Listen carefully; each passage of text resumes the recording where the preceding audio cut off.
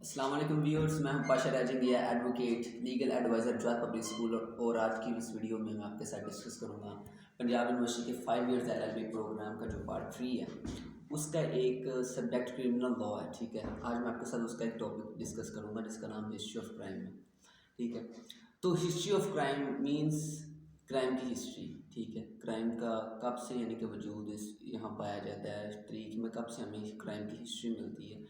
ठीक है, तो क्राइम की हिस्ट्री ना हम देखें तो बहुत पुरानी क्राइम की हिस्ट्री है, तभी से ही जब से ना आप कह लीजिए कि इंसान है। ठीक है, अब एज अ मुस्लिम हम देखें कि जब अल्लाह ताला ने आदम अलैहिस्सलाम के पुतले को तैयार किया था, ठीक है, तो अल्लाह ताला ने फरिश्तों सभी को कहा कि जी इस पुतले को सजदा किया जाए। ठीक है, सभी ने किया, शैतान ने वैसे नहीं किया। ठीक है, तो उसके उस एक्ट को एक जो उसकी सिन थी उसे क्राइम कंसीडर करते हुए उसको जन्नत से बाहर निकाल दिया गया पनिशमेंट के तौर पर। ठीक है, तो क्राइम हमें शुरू से मिलता है, तब कब मिलता है जब आदम इस्लाम का पुतला भी तैयार कर दिया गया था। ठीक है, क्राइम शुरू से। ठीक है, अब हमारे इर्द गिर्द जितने भी सिविलाइजेशन हैं, जितने भी रिलीजन्स हैं या जितने भी कम्युनिटीज़ हैं, ठीक है, अगर हम उनको भी स्टडी करें ना तो हमें वहाँ से भी हिस्ट्री ऑफ क्राइम मिलती है। मिसाल के तौर पे अब हम रिलीजियस कम्युनिटीज़ की तरफ आ जाते हैं तो हम देखते हैं कि दुनिया के जितने भी मज़ाहिब हैं, ठीक है, उन सभी मज़हब के अंदर क्या कहते हैं कि जो एक गुनाह, ठीक है, उसको ही एज अ क्राइम कंसीडर किया जाता है। ठीक है, जो गुनाह है वो क्राइम है। ठीक है, और ये भी मुमकिन है कि वो जो रिलीजियस कम्युनिटीज़ हैं वो अपने जो उनकी इब्तदाई किताबी या तहरीरी वाक़यात हैं उनके, ठीक है, उनके अंदर एक लेजेंडरी और एक मैथोलॉजिकल वे में गुनाह के जुर्म को बहुत जल्द हाईलाइट भी करें। ठीक है, आदम और हवा का वाक़या हम देख लेते हैं। ठीक है, उसके अंदर भी अगर हम स्टडी करें तो हम असल गुनाह का, गलती का, एक जुर्म का एक नज़रिया उसको हम नोट कर सकते हैं। ठीक है, आदम और हवा के वाक़या में और वैसे तो दुनिया में बहुत मज़ाहिब हैं। ठीक है, अगर एक मज़हब है, ठीक है, उसके अंदर एक एक्ट है, उसको सिन कंसीडर किया जाता है, क्राइम कंसीडर किया जाता है, तो हो सकता है कि दूसरी कम्युनिटी के अंदर उसे वैसा ना समझा जाए। ठीक है, ये भी मुमकिन है और आगे चलकर वो उनके दरमियान किसी जंग का या किसी तनाज़े के भड़कने का सबब बन जाए। ठीक है, हाउएवर वो अलग बात है, लेकिन ये हम बात कहेंगे कि हमारे पास जितनी भी एंशंट हमारे पास रिलीजियस कम्युनिटीज़ थी उनके पास एक अपने कोड्स ऑफ लॉ उनके पास मौजूद थे। ठीक है, कि जिनके अंदर उन्होंने सिविल लॉज और जो उनके पैनल लॉज थे उनका एक मिक्सचर उन्होंने इस्तेमाल किया था। ठीक है, उसके मुताबिक यानी कि मामला को तय किया जाता था।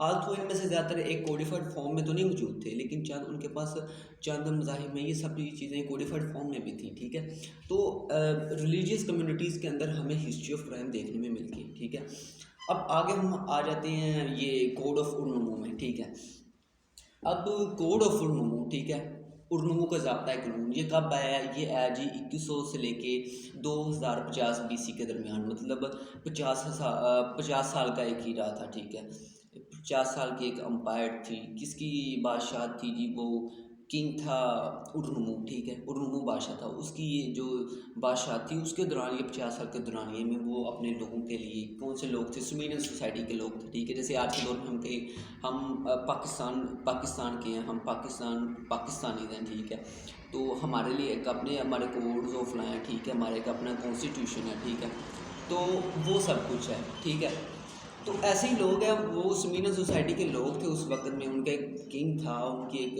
अपने लोग रियासत थी, सारी स्टेट थी, तो वहाँ पे उन्होंने अपने लिए कोड्स ऑफ लॉ तैयार किए थे। ठीक है, उनके बादशाह ने। ठीक है, इसके अंदर अब जो सज़ाएँ थी या जो जराइम थे उनका एक बाकायदा निज़ाम मुकर्रर किया गया था। ठीक है, सुमीरन सोसाइटी के लोगों की जानिब से कौन किया, रुनमू लाया अपने लोगों के लिए। ठीक है, और इन्हीं सुमीरन सोसाइटी के लोगों के अंदर कोड ऑफ उर्नुमू से पहले वो लोग अपने लिए कुछ अर्ली सर्वाइविंग रिटन कोड्स भी लाए थे। ठीक है, कि उनके पास एक अपने रिटन कोड्स मौजूद थे कोड ऑफ उर्नुमू से भी पहले। ठीक है, लेकिन वो बाद में सर्वाइव नहीं कर सके। ठीक है, और इसलिए बाद में वो अपने कोड ऑफ उर्नुमू लेकर आए।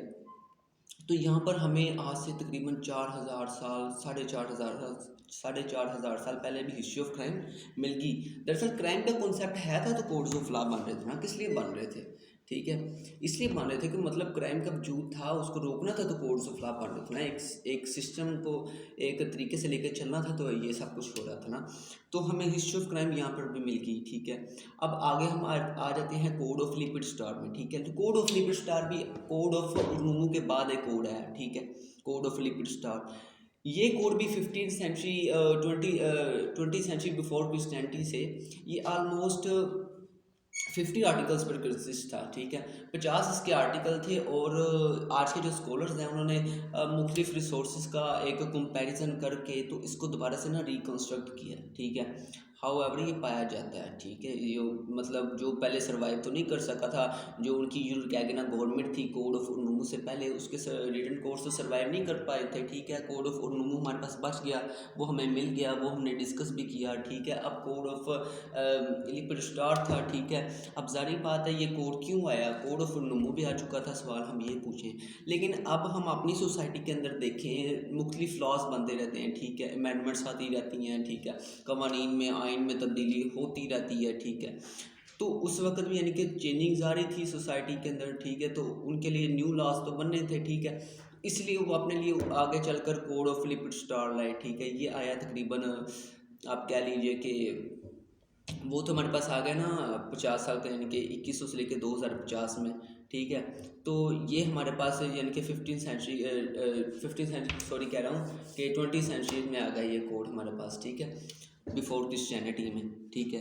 तो ये भी बहुत पुराना एक हमारे पास कोड आ रहता है। तो इसके अंदर भी ना हमें मुख्तलिफ यानी कि जो रूल्स रेगुलेशंस थी वो बनाई गई थी कोड ऑफ लिपिड स्टार के अंदर, ठीक है। और उसके बाद हम आ जाते हैं कि लेकिन उससे पहले हम ये बात डिस्कस करते हैं कि हमने देखा कि ये जो सुमेरियन लोग थे, ठीक है, ये अपने लिए यूरोकैगना गवर्नमेंट में भी लॉस लेकर आए, कोर्स लेकर आए। ये अपने लिए उर्नूमू की जो गवर्नमेंट थी, ठीक है, उसके अंदर भी कोड ऑफ उर्नूमू लेकर आए। ये अपने लिए बाद में कोड ऑफ लिपिड स्टार लेकर आए, ठीक है। तो मतलब ये पढ़े लिखे समझदार लोग थे, ठीक है। ये अपने क्या कहते हैं जो इनके पर्सनल राइट्स थे ये उनके बारे में बहुत ज़्यादा कॉन्शियस थे, ठीक है।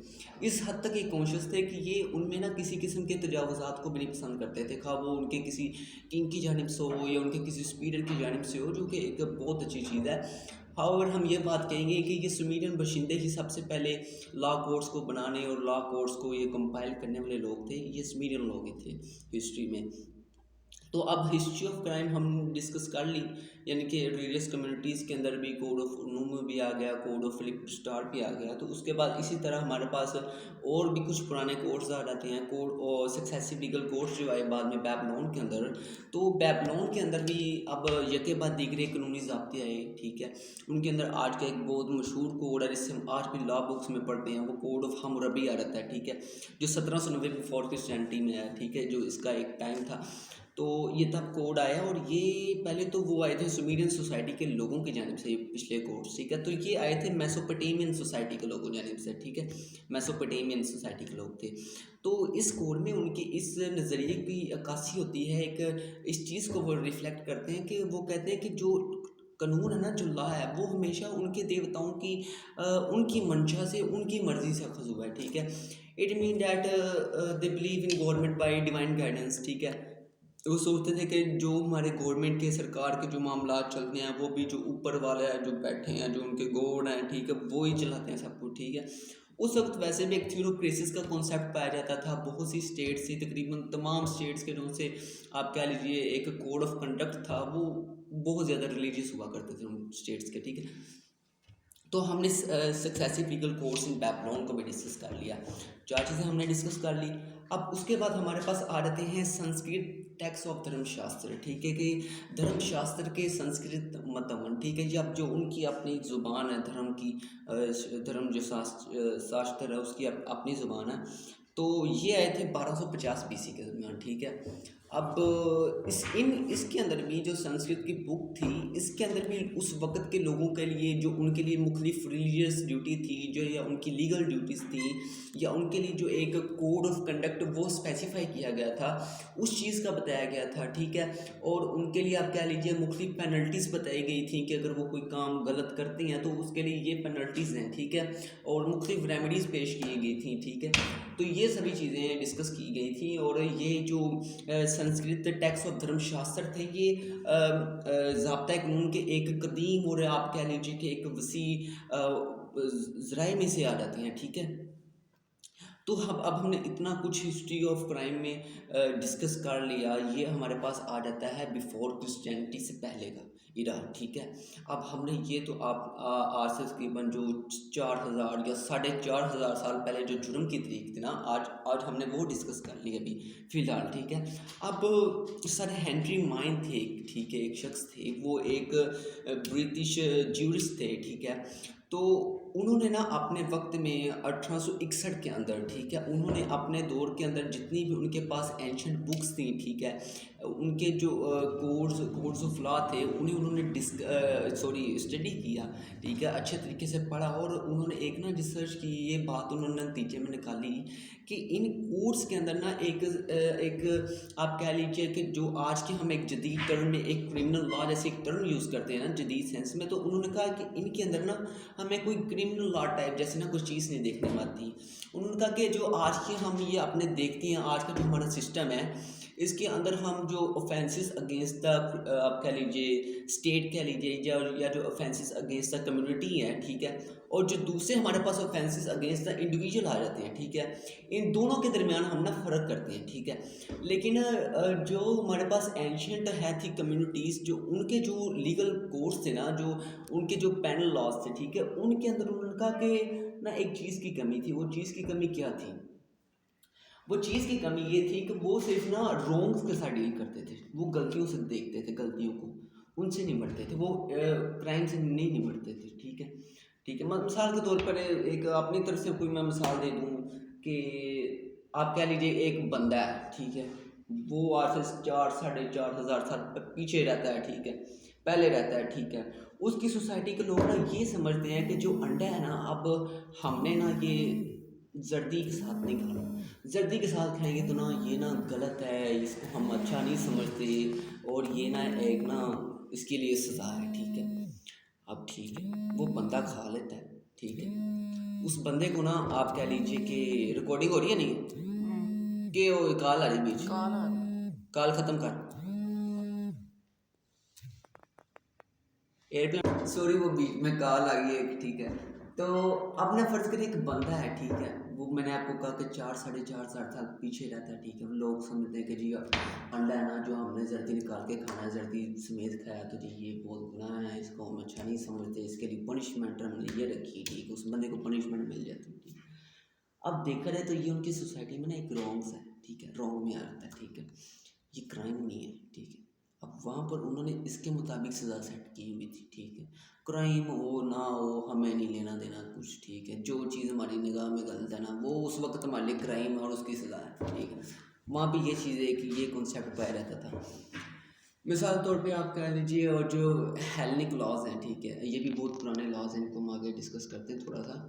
तो हेलेनिक लॉज के अंदर भी ना एक क्या कहते हैं, जो एक क्राइम हो गया, कोई क्रिमिनल ऑफेंस, मिसाल के तौर पर आप मर्डर कह लीजिए, असॉल्ट कह लीजिए, थेफ्ट कह लीजिए, किसका रेप कह लीजिए, ठीक है। तो इनके अंदर ना इनको, जैसे हम कहते हैं आज के दौर में, ये प्राइवेट रॉन्ग्स में नहीं आते, ठीक है, ये पब्लिक रॉन्ग में आते हैं, ठीक है, पब्लिक क्राइम्स में आते हैं, ठीक है।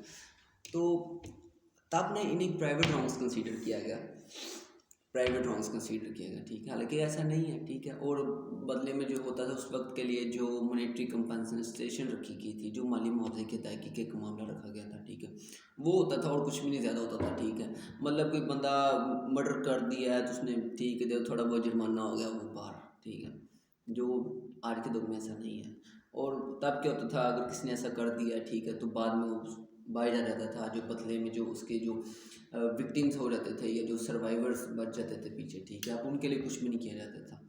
तो ऐसा था कि जैसे ना पिछले ज़माने में ना एक आप कह लीजिए कि फॉर्मल कोर्ट्स की ना एक कमी थी, ये चीज़ थी। तो उसके बाद यहाँ पर तो हिस्ट्री ऑफ क्राइम हमें मिल चुकी, ठीक है। आगे हम आते हैं, जो हमने बीसी में तो हमने बिफोर क्रिश्चियनिटी से जो पहले का इरा हमने सब डिस्कस कर लिया है, अब हम 80s में आते हैं, ठीक है। अब रोमन्स को हम देखते हैं, ठीक है। जो ये रोमन्स थे ना, इन्होंने भी अपने जो लॉज थे, रोमन लॉज थे, इन्होंने इन्हें बनाया, ठीक है, बाद में इन्हें सिस्टमाइज़ किया, बाद में इन्हें अपनी रोमन एम्पायर में अप्लाई भी किया, ठीक है। तो ये सब कुछ उन्होंने किया, लेकिन वंस अगेन ना आप कह लीजिए कि यहाँ पर भी ना एक चीज़ की कमी थी, जो पहले सर हेनरी माइन ने बता दी है, ठीक है। क्या कमी थी कि यहाँ पर भी जो असॉल्ट का मामला था उसको एक ना सिविल रॉन्ग्स में या आप माली मुआवजे की अदायगी के मामले में ना उसे वहाँ पर शामिल किया गया था। जो एक पहले हमने आपको बताया कि वो एक प्राइवेट रॉन्ग तो नहीं था, ठीक है, लेकिन उस वक़्त था, ठीक है। और वैसे भी क्यों था वो, इसलिए था क्योंकि जो रोमन्स थे उनके अंदर शुरू से ही ना एक आप कह लीजिए एक तसल्लुत का जो कॉन्सेप्ट था ना वो उनके अंदर पाया जाता था। वो उनके अंदर शुरू से ही पाया जाता था। जैसे आप पैट्रो फैमिलीज़ को देख लें, ठीक है। जो पैट्रो लोग थे वो ना आप कह लीजिए कि शुरू से ही जितने भी ख़ानदान था, ठीक है, उसके उसकी जायदाद के इंक्लूडिंग स्लेव्स गुलामों तक के वो ना एक अपनी तरफ से मालिक थे, ठीक है। तो वो उनसे के मालिक थे और उन्होंने इनके ख़िलाफ़ जितने भी यानी कि मुदाखलत करने वाले उनकी प्रॉपर्टी के रिलेटेड जितने भी मुदाखलत करने वाले अवामिल थे ना, तो उन्होंने उनके ख़िलाफ़ भी कवानीन बनाए हुए थे। जैसे हम डॉक्यूमेंट्रीज ऑफ गाइस में देख लें, ठीक है, जो 130 से 180 एडी के दरमियान में लिखी गई 12 टेबल्स के अंदर, ठीक है। और ये जो रोमन प्राइवेट सिविल लॉज थे उनकी एक एलिमेंट्री बुक थी, ठीक है। तो उसका एक बहुत इन्फ्लुएंशियल इफेक्ट था उनकी सोसाइटी के, डीपली इन्फ्लुएंशियल इफेक्ट था उस सोसाइटी के लोगों पर। तो उसके अंदर जो टोटम था ना, जिसे हम आज की मॉडर्न लैंग्वेज में थेफ्ट कहते हैं, तो उसके अंदर ना उसे एक टॉट में, एक टॉट मतलब इट्स अ सिविल रॉन्ग, ठीक है, एक टॉट में कंसीडर किया हुआ था उसको, उसको एक ना डील किया हुआ था उसको इस तरीके से, ठीक है। तो ऐसा ही हो गया। और जो असॉल्ट या आप कह लीजिए कि बोल बोल के मैं भी थक गया हूँ, असॉल्ट कह लीजिए या आप कह लीजिए कि किसी को शदीद हमला आप किसी पर करते हैं, ठीक है। तो इस मामले में ना आगे चलकर वहाँ के लोगों की तरफ से एक विनकुलम जुडिस का एक कॉन्सेप्ट है, ठीक है, कि मतलब अब ये it was a responsibility of law, ठीक है, ऑब्लिगेशन ऑफ लॉ, अब ये कानून की जिम्मेदारी थी, ठीक है, कि जहाँ पर अब उन्हें यानी कि मॉनेटरी कंपनसेशन के बाद अब उन्हें एक साल का आप कह लीजिए कि उन्हें निजात मिल जाती थी, ठीक है। लेकिन ये कॉन्सेप्ट आ चुका था, ठीक है। अब आप कह लीजिए जर्मन्स को, ठीक है, अब जो जर्मैनिक ट्राइब्स है, ठीक है, जर्मैनिक ट्राइब्स से आप क्या कहते हैं,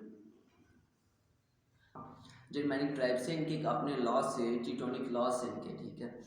तो अब हमने पीछे रोमन्स को देखा, वहाँ पर भी एक माली मुआवजे की तहकीक का एक मामला हमारे देखने में आया, ठीक है, जहाँ पर सॉल्ट वगैरह होता था। तो यहाँ पर भी रोमन्स ने ना अपने लिए आप कह लीजिए कि ना अब मॉनेटरी कंपनसेशन के जो माली मुआवजे की अदायगी का एक मामला था उसको एक कॉम्प्लेक्स तरीके से ना दोबारा से मैनेज किया, ठीक है, और उसको ना अब अपने सिस्टम में इंक्लूड किया एक अच्छे तरीके से, प्रॉपर तरीके से, ठीक है। और वैसे भी हम जो कह सकते हैं कि ऑलमोस्ट ये जो कहते हैं जब इसको ऐसा चेंजिंग्स आई उनके अंदर, तो ये अब उस शख्स के खिलाफ क्रिमिनल ऑफेंसेस के कंप्लीट रेंज पर गौर करती थी दादा, ठीक है, मतलब मर्डर से लेके नीचे तक जो भी मामला थे। आल्थो ये जो रोम था उसने 400 एडी के आसपास रोम ने अपने जो उनके ब्रिटानिका प्रोविंसेस थे, ठीक है, उनको ना तर्क कर दिया था, ठीक है। लेकिन जो उस वक्त उनके लिए जर्मैनिक मर्सनरीज थे, जो जर्मनी के किराए के फौजी उनके लिए काम कर रहे थे, तो उन्होंने बाद में उस वक्त ना रोमन अम्पायर के लिए एक उसको वहाँ पर का पैर जमाने के लिए एक ना इन्फ्लुएंशियल रोल प्ले किया हुआ था, एक इंस्ट्रूमेंटल रोल था उनका, ठीक है। तो बाद में उन्होंने ना वहाँ पर एक लैंड ओनरशिप हासिल कर ली, ठीक है, प्रॉपर्टी परचेज करनी शुरू कर दी, ठीक है, बाद में वहाँ रहने लग पड़ रहे, ठीक है, क्योंकि उन्होंने तो तर्क कर दिया था और इन्होंने खरीद लिया था उनसे जर्मैनिक ट्राइब्स ने, ठीक है। लेकिन उस वक्त जब ना यानी कि ये आपने अब जगह खरीदने के बाद ये वहाँ पर जो एक रोमन लॉज थे एक उनका, और जो इनके एक अपने टिटोनिक लॉज थे, और जो इनकी इस सरजमीन पर जितने भी एंग्लो सैक्सन किंग्स थे जो पहले रहते थे, ठीक है, उनकी जानिब से भी बहुत कुछ लिखा गया था। उन दो तीन चीज़ों का ना एक मिक्सचर बनाकर ये इस्तेमाल कर रहे थे, ठीक है, अपने लॉज के अंदर, ठीक है।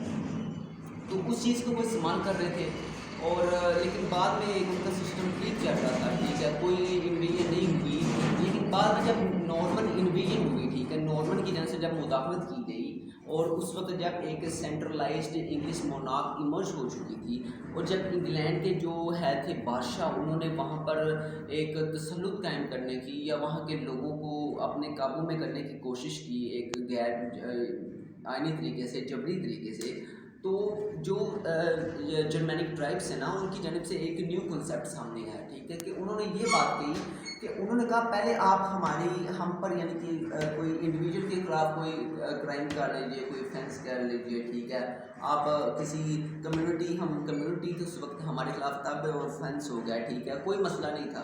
लेकिन अब हमने आपसे टेरिटरी ऑक्यूपाई की है, ठीक है, अब एक हमारी अपनी प्रॉपर लैंड है, हम एक कम्युनिटी रह रहे हैं, ठीक है, तो आप अब ना क्राइम अगेंस्ट द स्टेट कर रहे हैं, ठीक है, आप रियासत के खिलाफ जुर्म कर रहे हैं, आप रियासत की रिट को चैलेंज कर रहे हैं।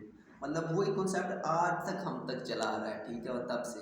और इसी वजह से बाद में जो ये स्टेट थी, उसने सिविल ट्राइब्यूनल्स के जितने भी मामूलात थे, ठीक है, उनके कामों पर उन्होंने कब्जा हासिल कर लिया, ठीक है। और जो मुर्शिद के ख़िलाफ़ मतलब अपना जो है थे क्रिमिनल ट्रायल से, ठीक है, उनमें उस वक़्त एक आर्बिट्री और एक आप कह लीजिए कि एक ऑर्डरी कोर्स तो मौजूद थी बाद में, ठीक है, इस कॉन्सेप्ट के बाद। लेकिन उनमें ना कोई तयशुदा कवानीन मौजूद नहीं थे कि जिनके मुताबिक ना सज़ा दी जा सके। हाउएवर उनका जो सिविल लॉ था वो एक हाईली डेवलप्ड फॉर्म में था, एक कंसिस्टेंसी के साथ काम कर रहा था, वो काफ़ी तरक्की कर चुका था, ठीक है।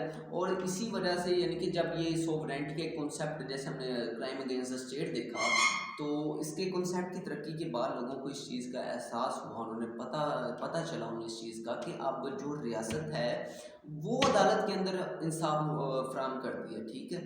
अब यानी कि ये स्टेट की ड्यूटी आ चुकी है, ठीक है, अब ये चीज़ आ गई। अब आगे हम आ जाते हैं कॉन्टिनेंटल यूरोप के अंदर, ठीक है, जो सर एक कॉन्टिनेंट यूरोप था, ठीक है, अब हम उसके अंदर आते हैं, ठीक है। अब यूरोप में उस वक्त तो रोमन लॉ अप्लाई था, रोमन लॉ काम कर रहा था, ठीक है, लेकिन उस वक्त जो क्रिश्चियन चर्च का उनका एक अपना स्ट्रॉन्ग इन्फ्लुएंस था उनका खुद का, ठीक है, उनके साथ साथ जगीरदाराना जो इकाइयाँ थी, उनके जो फ्यूडल यूनिट्स थे वो उनके साथ जुड़े हुए थे, ठीक है। तो वो ना उनके पॉलिटिकल स्ट्रक्चर में ना एक बहुत ज़्यादा ना अपना एक रोल प्ले कर रहे थे, ठीक है, रोमन। इसी वजह से जो उनकी रोमन जूरिस्प्रूडेंस थी वो इससे काफ़ी इफेक्टेड थी, ठीक है। लेकिन बाद के जो पॉलिटिकल क्लाइमेट था, ठीक है, उसको मेंटेन करने के लिए इसमें बाद में अपडेट्स की गई, ठीक है। तो मतलब रोमन लॉ यहाँ पे भी था, क्राइम की हिस्ट्री यहाँ पर भी पाई जाती थी, ठीक है। अब आगे हमारे पास स्कैंडिनेविया रहता है, ठीक है, स्कैंडिनेविया। अब स्कैंडिनेविया में ये तो 17वीं सदी से पहले पहले, ठीक है, 17वीं सेंचुरी से पहले पहले तो हम क्या कहते हैं, रोमन लॉ नहीं आया था उनके पास, ठीक है, रोमन लॉ तक नहीं आया था उनके पास, ठीक है। लेकिन उससे पहले क्या सिस्टम था, उससे पहले ना वहाँ पर जो अदालतें वो भी ऐसे ही था कि वो ना लोगों की असम्बलियों से परवान चढ़ी थी, ठीक है, लोगों ने अदालतें कॉन्सेप्ट वहाँ पर लोग लेकर आए, ठीक है।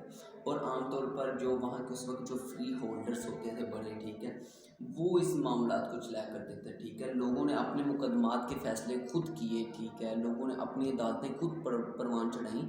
लेकिन आहिस्ता आहिस्ता ये ना सिस्टम ग्रेजुअली एक ऐसे सिस्टम में एक आप कह लीजिए कि तब्दील हो गया कि जहाँ पर अब ना जो उस वक्त शाही जज था, ठीक है, उसने बाद में अपने दौर में एक ना आप कह लीजिए कि जो मुअज़्ज़िज़ लोग होते थे तब इलाका के, ठीक है, उन्हें अपनी बोर्ड में शामिल किया, ठीक है। तो वो उस वक्त ना अवाम के कामों को यानी कि आप कह लीजिए कि हल किया करते थे, ठीक है। हिस्ट्री ऑफ क्राइम हमें यहाँ से मिलेगी। अब हम आ जाते हैं हेलेनिक लॉज में, जो मैं आपको पीछे कहा था कि मैं आपको आगे मज़ीद थोड़ा सा डिस्कस करूँगा। तो हेलेनिक लॉज से इनके अंदर ना एक चीज़ को ज़्यादा जोर दिया गया था, एक चीज़ पर, वो ये थी कि जितने भी जो उस वक्त आप कह लीजिए कि एक जगीरदाराना सिस्टम होता था, एक ख़ानदानी सिस्टम होता था, ठीक है, तो उस वक्त ना क्या होता था, मामलात में कशीदगी आ रहती थी बहुत ज़्यादा, ठीक है। लेकिन उसमें अब कशीदगी को हटाने का हल ये था कि ना अब कोई यानी कि इनके लिए कोई डील इन दो पार्टीज़ के दरमियान की हो, ठीक है।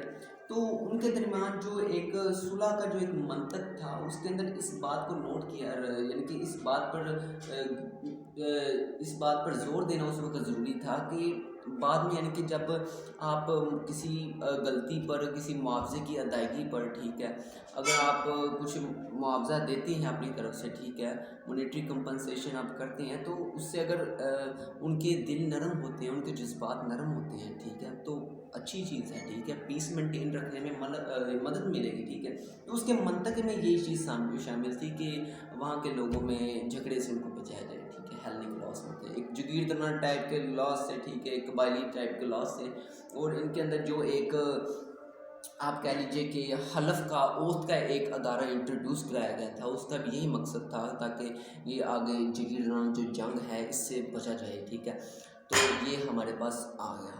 तो आगे हम आते हैं इन मेडिवल एंड स्कैंडिनेविया, ठीक है। अब इसके अंदर हम देखें ना तो ग्रीस एंड मेडिवल स्कैंडिनेविया में, तो इसके अंदर ना एक ना शुरू से एक लॉ था, वो एक अजीब सा लॉ था। लॉ ये था कि उस वक्त में अगर कोई बंदा कोई क्राइम करता था ना, ठीक है, तो अगर उसके वहाँ के लोग इस यानी कि जो मर्द रिश्तेदार होते थे, औरतें नहीं, मर्द रिश्तेदार, ठीक है, वो मर्द रिश्तेदार जितनी ज़्यादा तादाद में ना वहाँ पर इस बात की गवाही दे दें, कसम दे दें कि जी हमारे ख़ानदान का ये बंदा ना कसूरवार नहीं है, वो हो या ना हो, बहरहाल वो कसम दे दें, तो वो बंदा पाजी, वो बंदा बरी, ठीक है, उस बंदे की माफ़ी होती, उस बंदे को छोड़ देते, ठीक है। तो ये एक ठीक तरीकाकार नहीं था, क्योंकि ये बाज़ दफ़ा जो इंसाफ की फ्राहमी का एक जो रास्ता होता था उसको रोक देता था, उसमें रुकावट बन जाता था, या हर दफ़ा ये झगड़े को हल करने के लिए मददगार साबित नहीं होता था। और ये क्यों तब तो ये कैसा सिस्टम क्यों था, वो इसलिए था क्योंकि स्टार्टिंग में एक जो स्टेट थी, एक रियासत थी, वो लोगों को एक इंडिपेंडेंट पुलिसिंग फोर्स नहीं देती थी, ठीक है। जैसे कि आज के दौर में हम पुलिस देखते हैं, ठीक है, उस वक्त में इंडिपेंडेंट पुलिसिंग फोर्स नहीं होती थी। आहिस्ता आहिस्ता ये क्रिमिनल लॉज जो हैं, इनके क्रिमिनल लॉ में तरक्की आती गई, जिसे हम आज ही 21वीं सदी के मुगला टॉर्ट्स कहते हैं, ठीक है। तो उस वक्त जितने भी यानी कि कुछ गलतियां थी, जो कुछ अमाल थे, जो लोग एक्ट परफॉर्म करते थे, उनमें से कुछ कईयों को जी हम क्रिमिनल लॉ में यानी कि कैटेगराइज कर देते थे, हालांकि वो जो सिविल लॉ उसके साथ वो मैच करते थे, ठीक है, सिविल लॉ कैटेगरी में वो फॉल करते थे, उनके कॉन्सेप्ट सिविल लॉ के थे, ठीक है। लेकिन वो उस वक्त दरअसल एक मॉडर्न इदारा नहीं था, लोग आहिस्ता आहिस्ता सीख रहे थे, तो इस वजह से, लेकिन बहरहाल आहिस्ता आहिस्ता हम तक तरक्की होती गई, एक लॉ भी तरक्की करता गया। आज हम क्रिमिनल लॉ एक मरतबा जैसे कि सर हेनरी माइन ने कहा था कि एक उस टाइम तो एक टर्म यानी कि एक डिफाइंड टर्म्स तो नहीं थी, लेकिन आज के दौर में है। तो अब उसके बाद हमारे पास आज के जदीद दौर में थोड़े से पीछे हैं थोड़ा सा, लेकिन जदीद में हम आ जाते हैं कि जो 19वीं सेंचुरी थी उसके अंदर जो सोशियोलॉजिकल थाट्स थे, ठीक है, जो समाजी यानी कि फ़िक्र थी, समाजी सोच का जो एक नज़रिया था, ठीक है, उसकी तरक्की हुई, उसमें डेवलपमेंट आई, ठीक है। तो उसकी डेवलपमेंट से क्या हुआ, लोगों ने क्राइम को स्टडी किया, ठीक है, लोगों ने क्राइम के पीछे जितने भी जो बैकग्राउंड है, फैक्ट्स हैं, काजेज़ हैं, ठीक है, उनको यानी कि स्टडी किया, एक क्रिमिनलिटी पर बात होने लगी, ठीक है। तो हमारे पास आहिस्ता आहिस्ता ना एक क्रिमिनोलॉजी का एक सब्जेक्ट आ गया, ठीक है, एक स्पेसिफाइड, एक वेल डिफाइंड, एक ऑर्गेनाइज, एक सिस्टमाइज तरीके से यानी कि सब्जेक्ट आ गया क्रिमिनोलॉजी, ठीक है। मतलब जहाँ पर हम क्रिमिनल को क्राइम के मतलब जितने भी एस्पेक्ट्स हैं हम उनको स्टडी करते हैं, ठीक है। तो मैंने आपको आज हिस्ट्री ऑफ क्राइम समझा दी सारी। आई होप जितने भी इम्पोर्टेंट पॉइंट्स थे मैं आपको बता रहा हूँ कि सबसे पहले हमने रिलीजियस कम्युनिटीज़ को डिस्कस किया, फिर हमने कोड ऑफ उन्नूमू को डिस्कस किया, फिर हमने कोड ऑफ लिक्विड स्टार को डिस्कस किया, फिर हमने उसको डिस्कस किया successive legal course in backbone आगे, फिर हमने उसके बाद संस्कृत टेक्स्ट ऑफ धर्मशास्त्र, वो उनके अंदर हमने हिस्ट्री ऑफ क्राइम देखी, ठीक है। फिर उसके बाद हम रोमन्स में आ गए, रोमन्स के बाद हम जर्मैनिक ट्राइब्स के जो टेक्टोनिक लॉज थे फिर हमने उनको डिस्कस किया। उनके बाद हमने कॉन्टिनेंटल यूरोप को डिस्कस किया, कॉन्टिनेंटल यूरोप के बाद हमने स्कैंडिनेविया को डिस्कस किया, स्कैंडिनेविया के बाद हमने हेलेनिक लॉज को डिस्कस किया, फिर हमने medieval and Greek and medieval Scandinavian को डिस्कस किया, ठीक है। तो एंड पे हमने डिस्कस किया कि 19वीं सेंचुरी में जो सोशियोलॉजिकल थॉट्स की जो डेवलपमेंट हुई थी हमने उसको डिस्कस किया। तो मैंने आपको यानी कि समझाने की अपनी तरफ से पूरी कोशिश की, बस लेकिन माफ़ी चाहता हूँ एक वीडियो बहुत ज़्यादा ही लंबी हो गई, ठीक है, लेकिन मैंने जितने भी एस्पेक्ट्स थे, जो भी बातें थी, हर पॉइंट आपके साथ शेयर करने की कोशिश की। मेरा व्हाट्सएप नंबर 0325 65 68 751 है। ठीक है। तो अगर आपको इस यानी कि लेक्चर पर कोई जो नोट्स हैं वो भी चाहिए तो मैं आपको प्रोवाइड कर दूंगा, ठीक है। आप मेरा नंबर सेव कर सकते हैं। मैं भी एक क्लास स्टूडेंट हूँ, तो आई होप आप अंडरस्टैंड कर चुके होंगे। अपना ख्याल रखिएगा। अल्लाह हाफिज़।